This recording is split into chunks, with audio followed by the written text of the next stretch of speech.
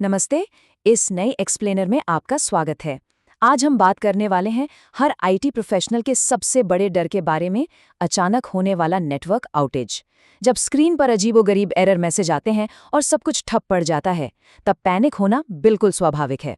लेकिन आज हम देखेंगे कि कैसे ओएसआई लेयर अप्रोच का इस्तेमाल करके इस अफरा तफरी को एक आसानी से सुलझने वाली पहेली में बदला जा सकता है। सोचिए, जब पूरा नेटवर्क अचानक से डार्क हो जाए तो एक्सपर्ट्स आखिर क्या करते हैं? क्या वो बस अंधेरे में तीर चलाते हैं? जी नहीं, ये किसी जासूसी कहानी से कम नहीं है।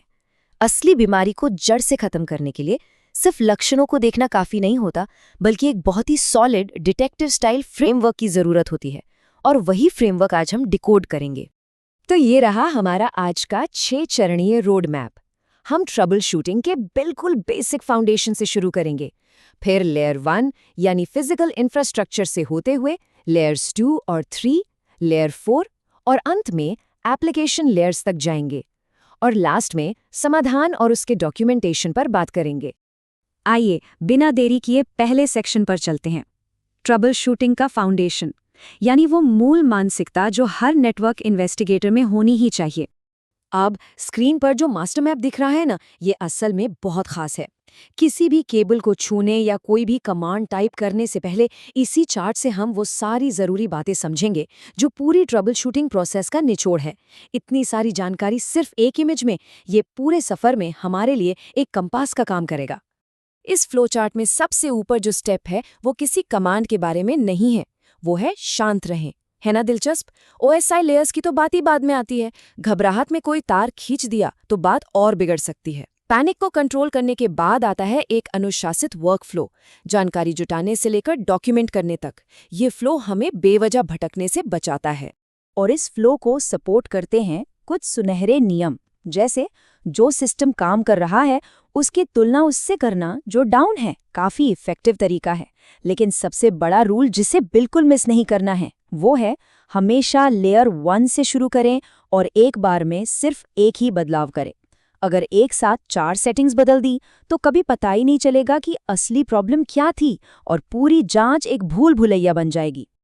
अब जरा टूलकिट की बात कर लें। पिंग, ट्रेस रूट या नेटस्टैट, ये बेसिक कमांड्स किसी भी आईटी डिटेक्टिव के लिए मैग्नीफाइंग ग्लास की तरह हैं। बेसिक कनेक्टिविटी चेक करनी हो या डेटा का रास्ता ट्रैक करना हो, ये टूल्स नेटवर्क की नब्ज टटोलने में तुरंत हमारी मदद करते हैं। चलिए अब सीढ़ी के पहले असली पायदान पर कदम रखते हैं। सेक्शन 2, लेयर 1 यानी हमारा फिजिकल इंफ्रास्ट्रक्चर। लेयर 1 पूरी तरह से उन चीजों के बारे में है जिन्हें हम असल में छू सकते हैं। केबल्स, कनेक्टर्स, पावर प्लग्स या हार्डवेयर पोर्ट्स। ट्रबल शूटिंग के इस सबसे निचले स्तर पर हमें बस ये पक्का करना होता है कि हमारी मशीनें फिजिकली एक दूसरे से ठीक तरह से जुड़ी हुई हैं या नहीं। तो यहाँ असली ट्रिक क्या है? सही कमांड को सही प्रॉब्लम के साथ मैच करना। मान लीजिए पोर्ट डाउन होने का शक है तो शो इंटरफेस स्टेटस रन किया जाता है। कई बार हम सोचते हैं कि कोई भयंकर हैकिंग हुई है और पता चलता है कि सफाई कर्मचारी ने गलती से राउटर का प्लग ही निकाल दिया था। इसीलिए ये फिजिकल चेक सबसे क्रूशियल होता है। आगे बढ़ते हैं सेक्शन 3 की ओर, जहां हम देखेंगे कि इन्वेस्टिगेशन केबल से निकलकर स्विचिंग और राउटिंग तक कैसे पहुंचती है।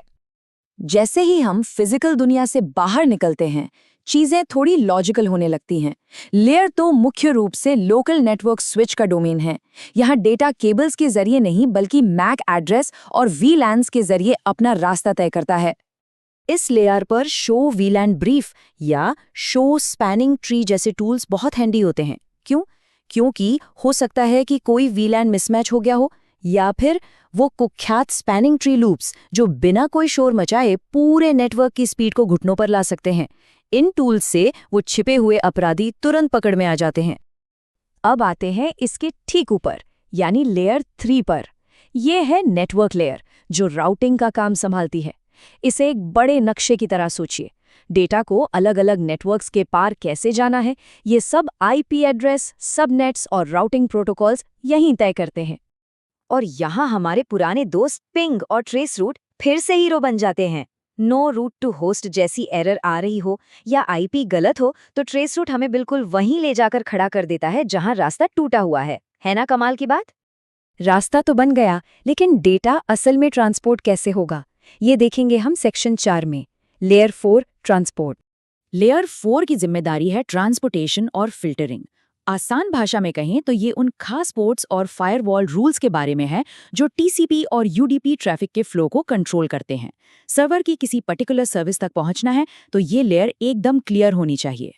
कई बार ऐसा होता है कि सर्वर अप है, नेटवर्क भी चकाचक है, लेकिन डेटा पहुंच नहीं रहा। क्यों? क्योंकि किसी ओवर एक्टिव फायरवॉल ने रास्ता ब्लॉक कर दिया है। ऐसी सिचुएशन में नेट स्टेट या टेलनेट जैसे कमांड्स यूज किए जाते हैं। ये तुरंत बता देते हैं कि पोर्ट बंद है या फायरवॉल ज्यादा ही सख्ती दिखा रहा है। अब हम इस सफर के बिल्कुल टॉप पर पहुंच चुके हैं। सेक्शन 5 एप्लीकेशन लेयर्स, जहां सॉफ्टवेयर और सर्विसेज काम करती हैं। ये लेयर्स 5 से 7 का दायरा है। वेब एप्स, डीएनएस जो नाम को आईपी में बदलता है, या फिर वो सिक्योर एचटीटीपीएस सर्टिफिकेट्स, ये सब यहीं होते हैं। ये वो हिस्सा है जिसे एक आम यूजर डायरेक्टली अपनी स्क्रीन पर एक्सपीरियंस करता है। इस टॉप लेवल पर सिस्टम लॉग्स खंगालना या कर्ल का इस्तेमाल करना बहुत ज़रूरी हो जाता है। आईटी की दुनिया में एक बहुत फेमस जोक है कि गलती हमेशा डीएनएस की ही होती है। और सच मानिए, एनएस लुकअप जैसा टूल ये साबित करने में बहुत काम आता है कि गलती असल में डीएनएस रेजोल्यूशन की है या कोई ऐप मिसकॉन्फ़िगर हो गया है। प्रॉब्लम तो मिल गई, अब क्या?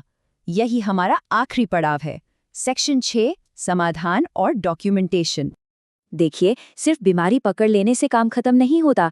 फिक्स को अप्लाई करना, उसे दोबारा टेस्ट करना और यूजर से कंफर्मेशन लेना बहुत ज़रूरी है। और हाँ, सबसे अहम बात, प्रॉब्लम क्यों आई थी, इसका प्रॉपर डॉक्यूमेंटेशन ज़रूर होना चाहिए। ये डॉक्यूमेंटेशन फ्यूचर के लिए एक गिफ्ट है, ताकि अगली बार सेम इशू आने पर कीमती समय बर्बाद ना हो।